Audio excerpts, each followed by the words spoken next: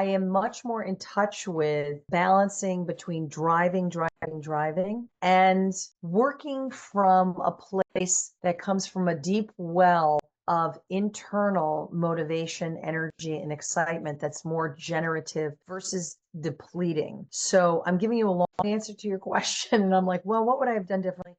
Welcome to Career Coaching Secrets, the podcast where we talk with successful career coaches on how they built their success and the hard lessons they learned along the way. My name is Davis Nguyen, and I'm the founder of Purple Circle, where we help career coaches scale their business to $100,000 years, $100,000 months, and even $100,000 weeks. Before Purple Circle, I've grown several 7- and 8-figure career coaching businesses myself, and have been a consultant at 2 career coaching businesses that are doing over $100 million each. Whether you're an established coach or building your practice for the first time, you'll discover the secrets to elevating your coaching business. Hey everyone, welcome to another episode of Career Coaching Secrets podcast. Today's guest is Susan, or as many call her, Suze, a conscious leadership catalyst, C-suite advisor, and executive coach with a bold mission to bring humanity and sustainability back to the world. As the founder of Sage Leadership Strategies, Suze blends decades of experience in global leadership, organization development, and executive coaching with a deep commitment to personal well-being and resilience. As her philosophy is clear, resilient people create resilient organizations. That's foundation for a thriving planet and healthy profits. In today's episode, we are going to explore how conscious leadership can transform not just companies, but the people inside them. From stress management to strategic alignment, Suze shares what it really takes to lead with purpose and power, even when the world gets wobbly. Suze, welcome to the show. We're so grateful to have you here. Well, thank you so much for having me. And the world certainly is wobbly today.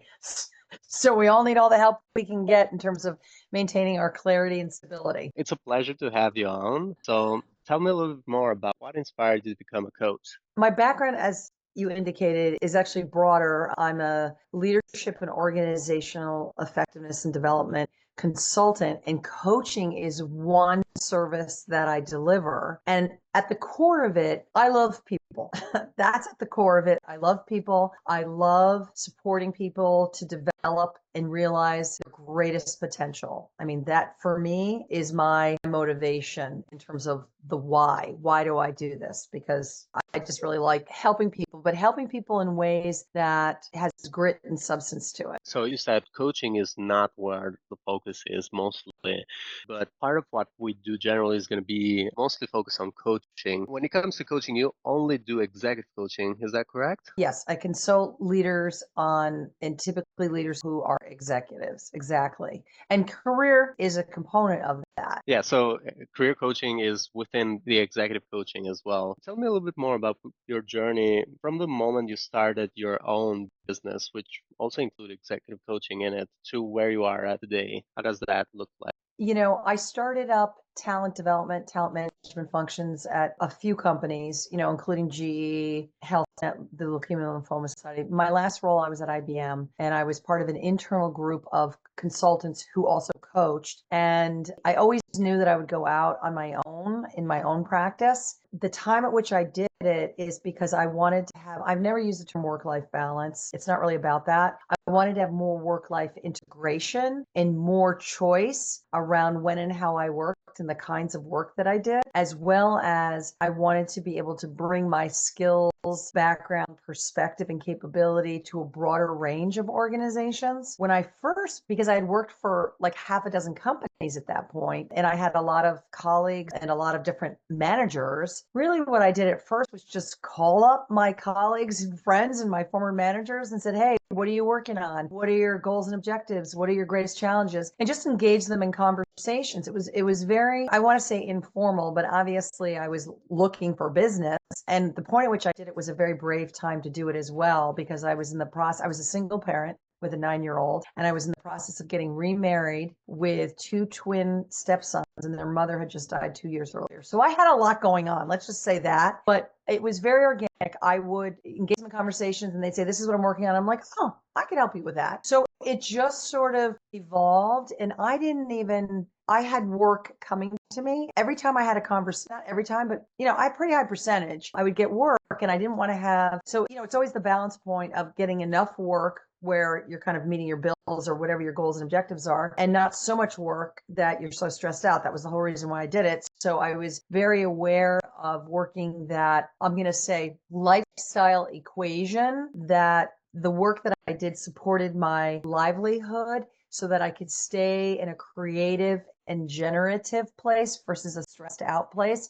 But anybody who's any kind of entrepreneur that tells you that they don't have stress moments is lying, because that's part of the journey. So this was 19 years ago. So this was a long time ago. And now the market's flooded with coaches. So at that time, there were not a lot of people who had my experience and breadth and depth of coaching. So I didn't even have a website for the first, I think I launched my website like 2.5 years into my business, because I was like, well, I at least should have it, even if it's at a calling card. So if I got referral, people would look me up online. I like what you said, that you mentioned that it's not about work-life balance, but it's just about controlling how much stress can come into your life by just like having control with your business. You mentioned you work with leaders and executives, but is there a specific industry or demographic that goes into it? Yeah, I'm going to say more like, I'm going to use the term like a psychographic, meaning what is somebody's psychological makeup? Because I've worked in a whole range of industries, from media to technology to financial services, nonprofit,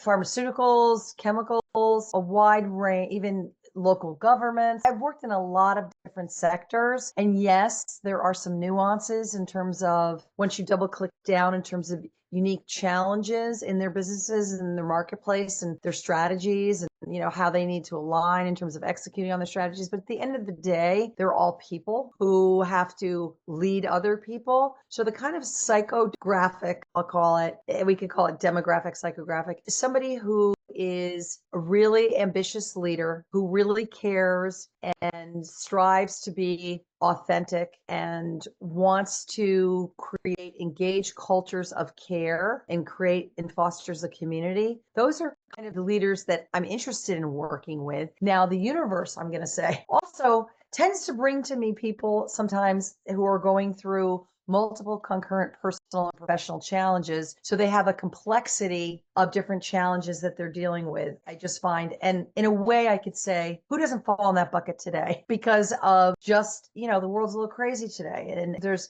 a lot of industries that are either dying or that have to completely rethink how they run their business, how they go to market, how they respond to the marketplace. So I typically work with, if you want to say organizationally, leaders, mid-level and senior leaders. So a lot of my clients might be, if you look title-wise, titles vary across organizations: director, senior director, vice presidents, senior vice presidents, executive vice presidents, CEOs. I have a lot of clients who are CEOs. I do a lot of work with individual coaching and senior leadership teams in terms of getting them all aligned on executing on their strategies. And oftentimes, I'm assuming when it comes to these executives, it's the company that kind of provides or facilitates the budget for you in that case. Well, that's a good question. Typically, yes. Typically, coaching is part of an overall talent management, talent development strategy. And oftentimes it's tied to leaders at different levels in an organization go through a developmental process. Like somebody who's a first-time manager is going to have very different development needs, what they need to address being a leader, than somebody is a manager of managers, somebody who's a manager of a function, or somebody who's a manager across the whole enterprise, the whole organization. And a really good reference for that is Drodder's Leadership Pipeline. I mean, that's a sort of seminal work published, I don't know, probably over 20 years ago, where it looks at what are the key challenges at different kind of turns of the rung, if you will, going up the ladder of leadership development. Now, a lot of organizations strive to be flatter. It just means that there's different nuance and complexities with what their leadership challenges are. So yes, an organization will typically pay for it. And what I would say also is that at times I have leaders either want to continue their coaching engagement and might private pay me. So they're paying out of their own pocket, kind of continuing the work, because obviously they're doing, that speaks to they're finding value and they're going to pay for it out of their own pocket. Or this does happen too, where variety of reasons, they want to not have anybody know that they're getting coached. There's a lot of reasons, but it may be because there's a challenge inside their organization that they just want to do it on the QT, or it may be that they're looking to leave their organization. I mean, there's a variety of reasons why people do that. But I would say, I don't know what the percentage is, probably 70 to 80% of the time, the organization's paying for it. Thanks for sharing that. And where do you find your clients? What is marketing channel works best for you right now? Well, I'm going to break out marketing and business development because they're different. Marketing is an activity and a function under the broader umbrella of business development. Like, how do I develop business and how do I feed my pipeline, right? So in terms of business development, a lot of it I do very organically because I've been kind of out here, meaning not inside an organization, but having my own firm for 19 years now. It's either former clients that want to expand their footprint inside a company, or some of the individuals who are my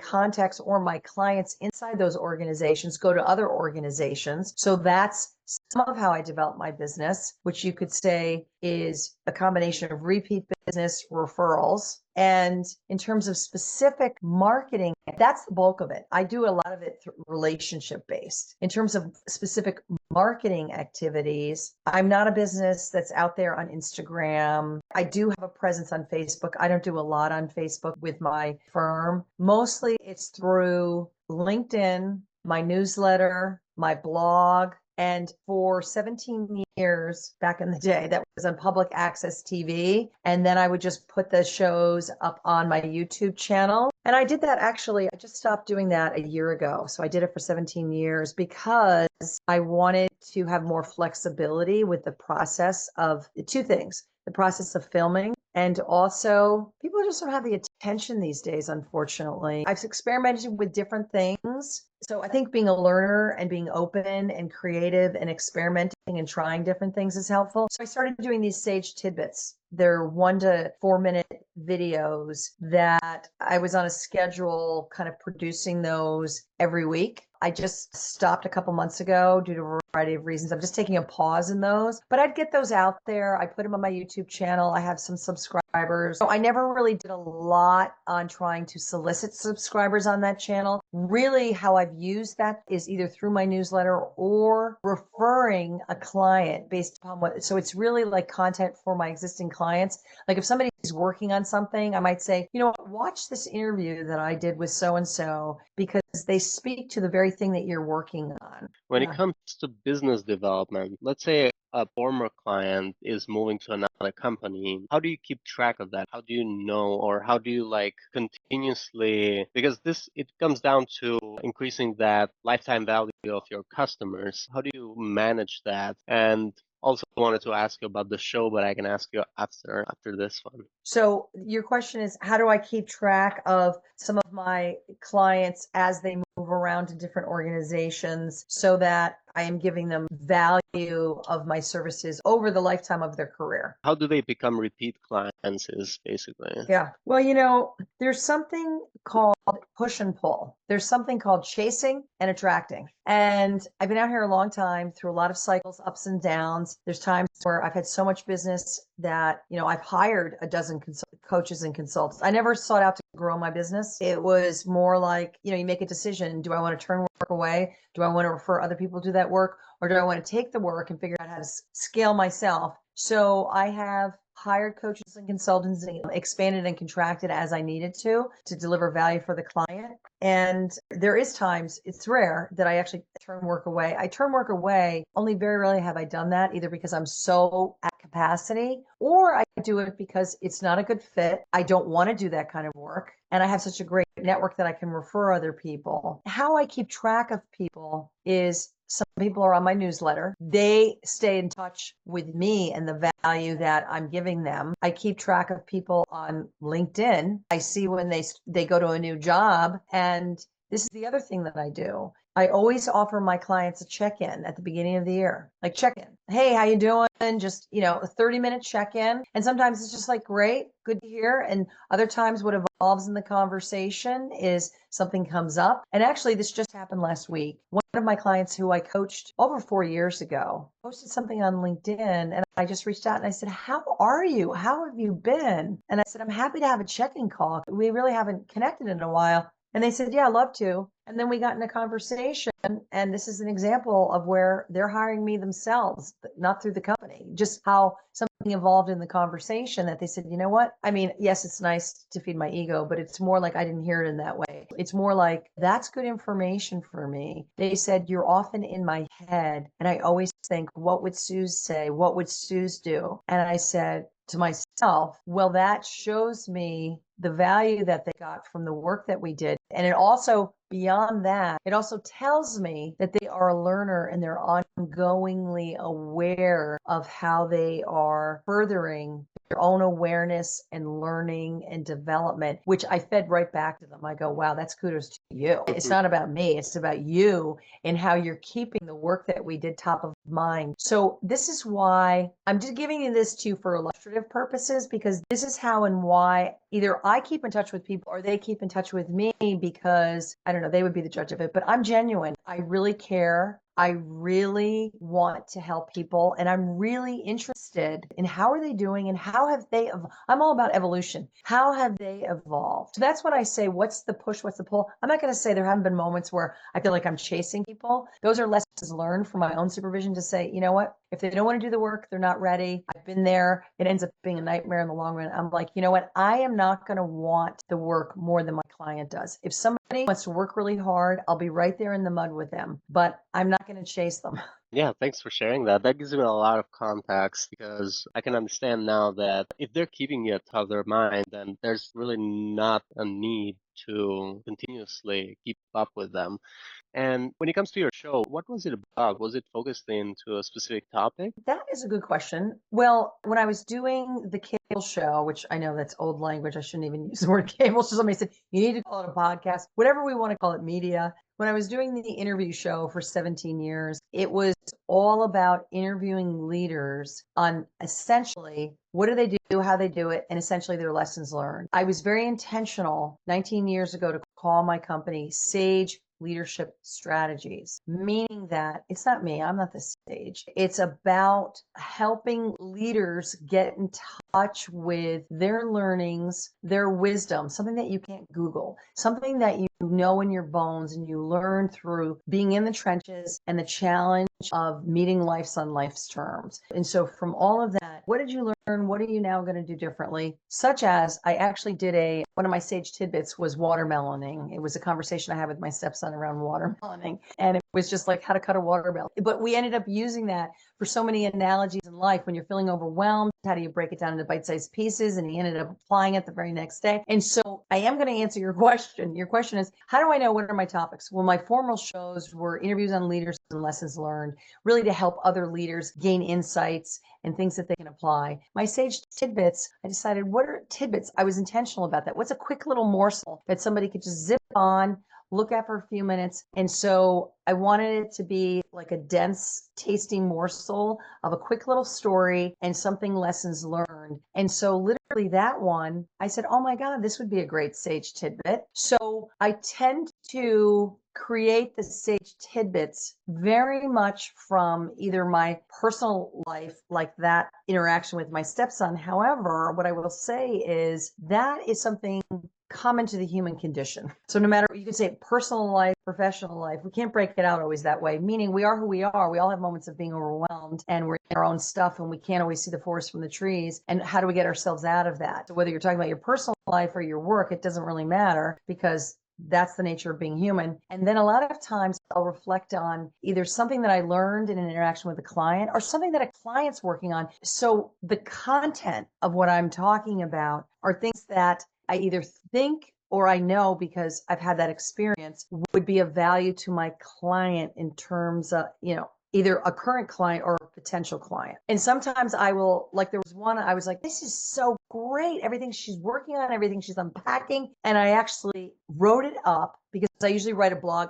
What I'll do is I'll videotape something with an idea. I usually work pretty much off the cuff and then I'll write it up into a blog post. And so I did that and I sent it to my client and I said, this is based on a session that you and I had had, which I don't use client names, confidentiality is strict, but I said, are you okay with me sharing this in a blog post, in a video? And they were like, yes, great, do it. Yeah, cool. What I wanted to understand is basically if this was also, in a way, a method for you to connect with other people that have not worked with you yet and could have potentially get to know you without working with you, and then, in a way, a passive lead generation machine, but not with that intention. It just like also serves that purpose in the side. Yes, of course it is.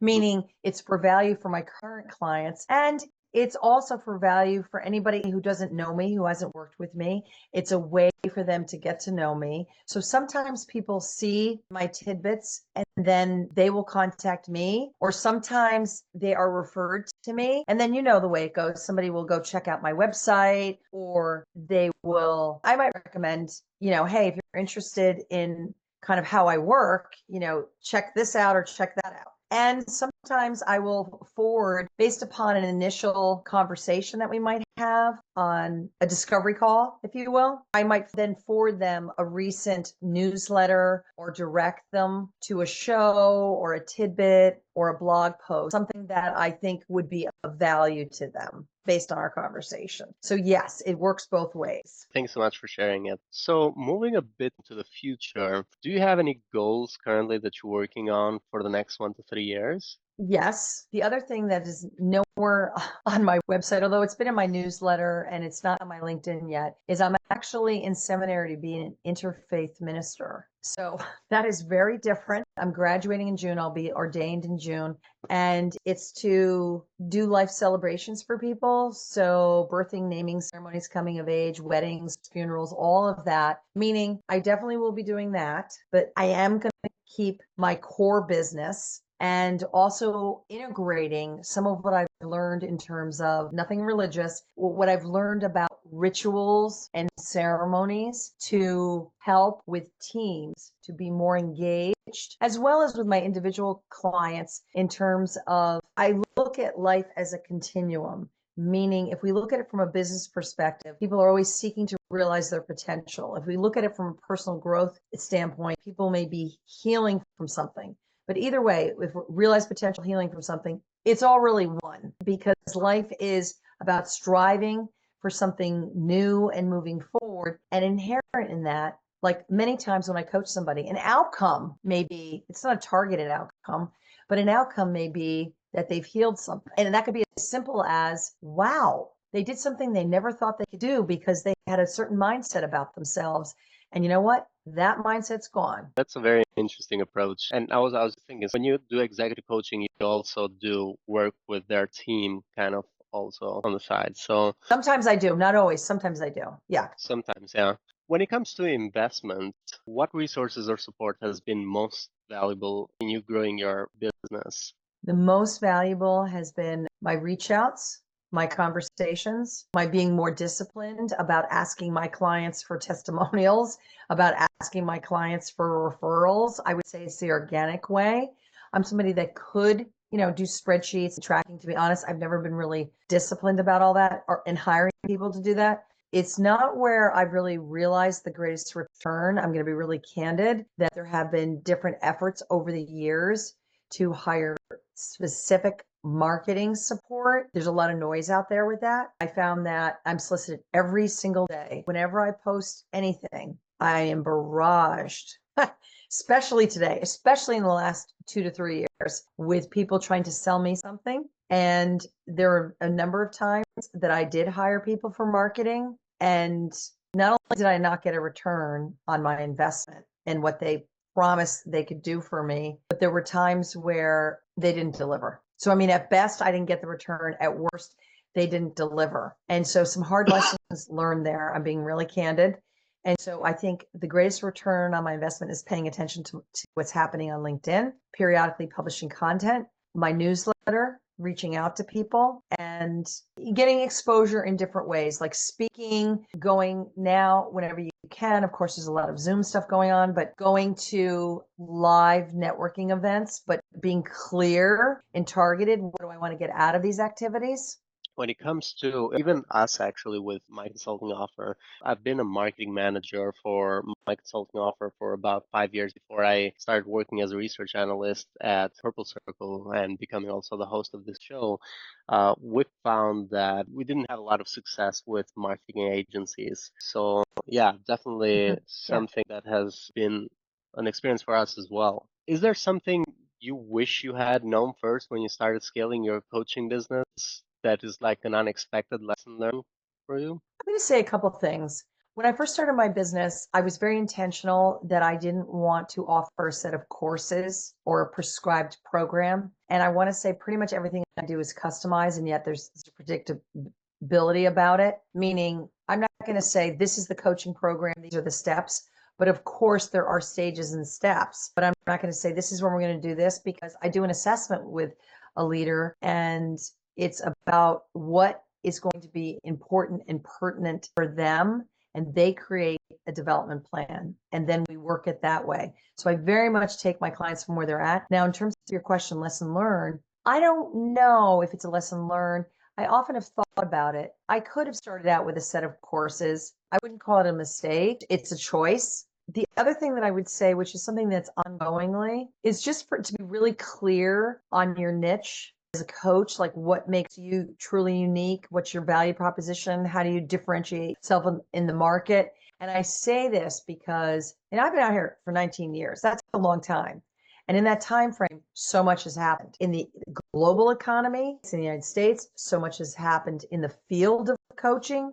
It's now much more a more mature industry with ethics and standards. ICF is 30 years old, the International Coaches Federation, becoming even more established. And I didn't even become certified until 2016, because I was like, do I do it? Do I not do it? I work for GE and IBM. People will think I have, do I even need to do it? And the only reason why I did it is because I saw the changing marketplace. I saw that it was changing, and more people wanted people who are officially certified. Now I got great training and I had great experience up to that point. At that point, I had been coaching for 20 years. So like, do I go back? And I thought, yeah, I'll do it, because there's so many people now, the market's becoming flooded, and it's a screen for people. Nobody had ever asked me if I was certified before that, but I could see that it was coming. So I did have the foresight to see that. So I said, I'm just going to do it so I can check that box. And I had enough to be a master certified coach, but I couldn't document it all the time because I had to go back 20 years. So I said, okay, I'll get the PCC. That's fine. Maybe someday I'll do the MCC.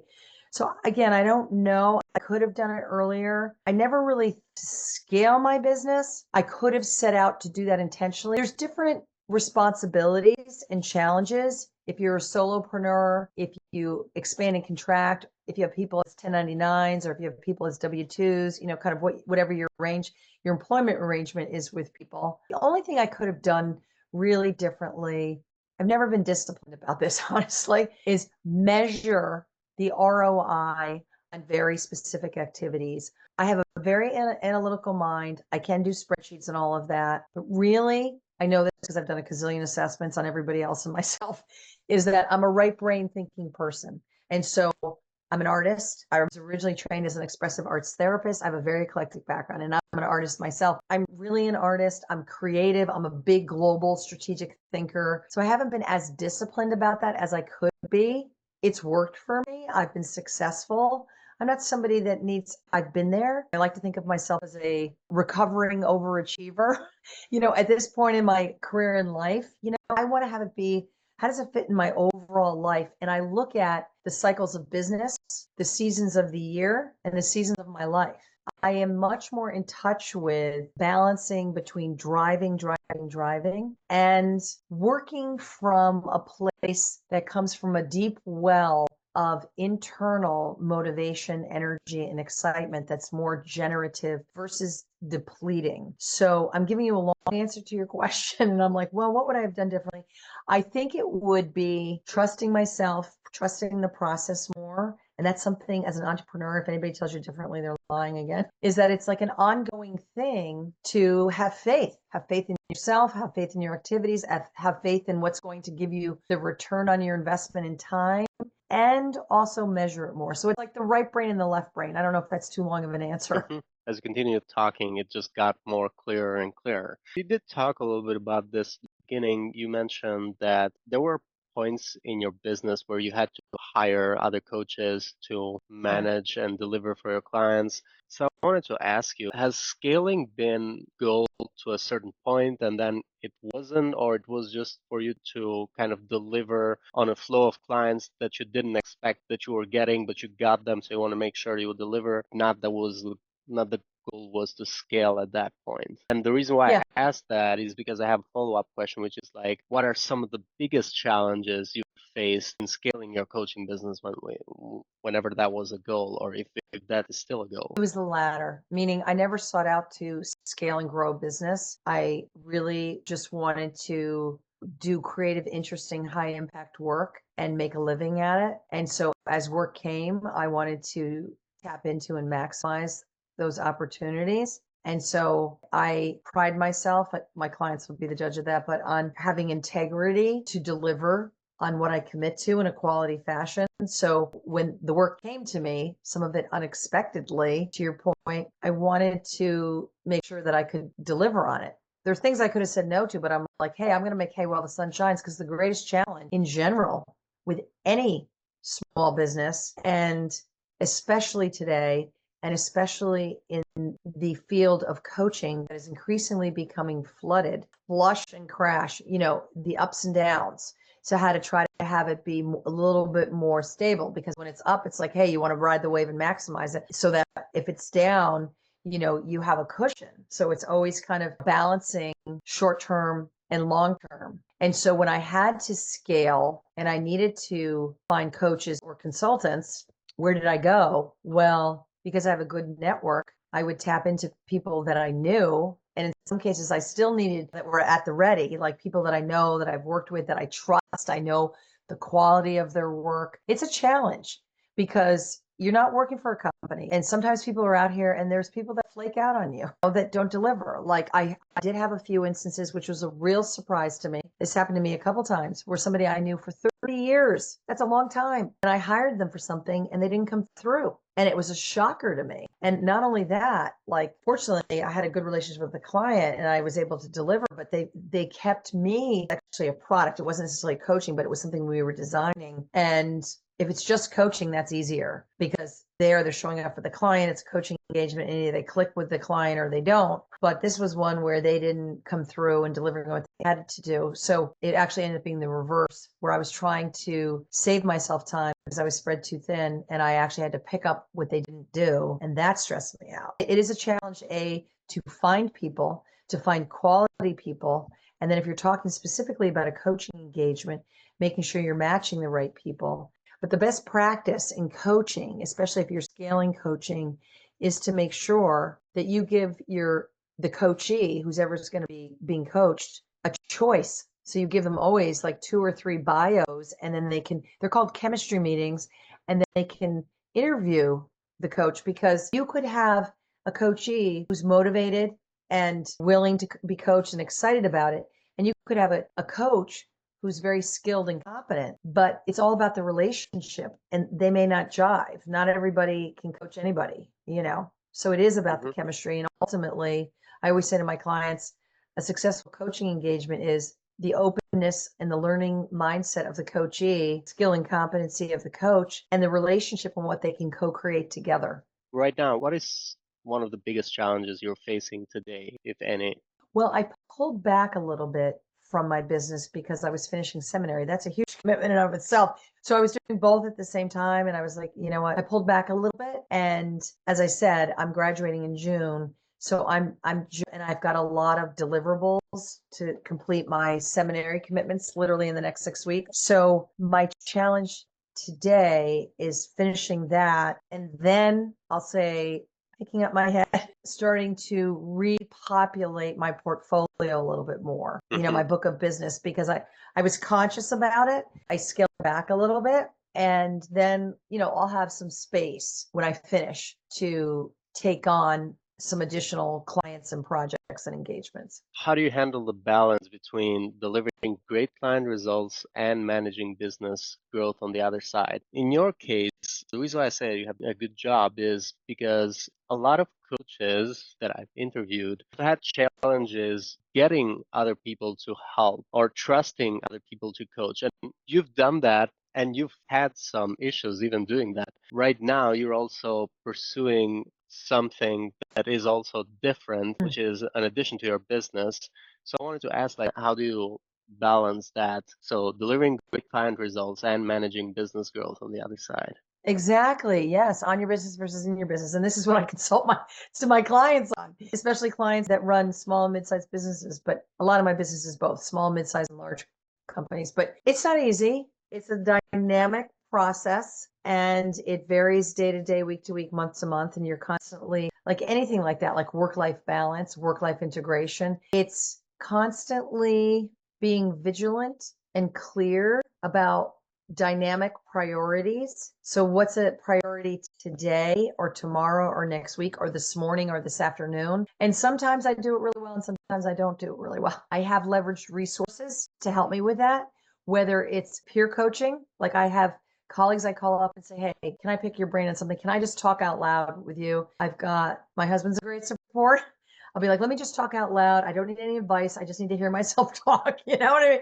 I have hired my own coach, and as well, I have supervision for the coaching services that I deliver. So it's definitely ongoing challenge, learning, and discipline for me, no question. Like honestly, like, like the end of the calendar year with holidays and everything, I'm like, I'm just going to deliver on whatever, or I'll start doing some marketing activities for the beginning of the year. So there are certain things like cyclically that I want to make sure I pay attention to. I hire supports as I need to. I mean, obviously I have a good team. I have my bookkeeping, I have my accountant, I have, lawyer that I use with contract. So you have your support functions, that you have set up that kind of keep you on board. And yet the reality is I have a lot of discretion around how much time I do have a lot of discretion around how much time do I spend on marketing and business development activities, and what do I want that ratio to be? Do I want to be hiring more people to just delivering services? I love what I do, so I love delivering the services, but I don't want to just be somebody that hires coaches and they deliver the services. I could do that. And because I have such a broad range of interests, this is why I like having my fingers in a lot of pies. Like some people just want to do coaching and they don't want to do anything else. I do coaching, I do consulting, I do design, development, and delivery of different talks, workshops, and I love all that. Is there any final advice you'd give to, in this case, most people who are going to be watching this are going to be career or executive coaches. Is there any advice you'd give to them looking to scale their impact? So anyone who's looking to scale their impact? The first thing I think I would say is get really clear. First, why do you want to do that? And that has to be connected in some way to your personal values, your vision for your life and your work, and what you see as your purpose in your business or in your life, or how the two are intertwined. So really answering Simon Sinek's, the big why. It's not easy. And you need to be really in touch with that. I say ongoingly, because that's what's going to be sustaining and generative for you. That's going to be the engine and the fuel that drives you. And with that comes get really clear about, I'll say, the psychographics or demographics or whatever of the kind of client that you love, that you want to work with, the kind of clients you don't want to work with. So that way you can be really clear on funneling and screening people out. So I think that that's really it. And then beyond that, of course, from a business perspective, clarity on how much revenue you want to generate and the numbers and what's going to get you to generating that. And what we talked about in terms of what are the business development and marketing channels and methods that you're going to employ. And with that, what kind of supports and resources you need. Okay, I have one last thing. That's a lot. But one last thing is being realistic about time, money, and energy. What's it going to take? Because to make money, you do have to invest money, and being clear on where you invest your money and what's going to give you the return and how much do you really need to invest to get the kind of return you want. But before you do any of that, that's all operational stuff. That's easier. The harder thing is, why do you want to do this? It can't just be about making money, because that's not going to be sustainable. After you make so much money, then it becomes a grind. Thank you so much, Suze. Well, for anyone who wants to connect with you or reach out to you, they can find you at Susan on LinkedIn and also on your website, sagelead.com. Is there any other way, other potential new business coaches to reach out to you and connect with you? They could send me an email. My website is actually probably the best way, and LinkedIn. Definitely connect with me on LinkedIn. So formal name is Susan Shaner-Brodax, and my nickname that I really go by is Suze, S-U-Z-E. So if you find me on LinkedIn there, connect with me. You can send me a message there. And yes, check out my website so you could see kind of what my branding is, how I'm positioning myself. Thank you so much, Suze. It was a pleasure having you on the show. Thank you for coming and thank you for sharing so much. Absolutely. Thank you. That's it for this episode of Career Coaching Secrets. If you enjoyed this conversation, you can subscribe on YouTube, Spotify, Apple Podcasts, or wherever you're listening to this episode to catch future episodes. This podcast was brought to you by Purple Circle, where we help career coaches scale their business to $100,000 years, $100,000 months, or even $100,000 weeks, all without burning out and making sure that you're making the impact and having the life that you want. To learn more about our community and how we can help you, visit joinpurplecircle.com.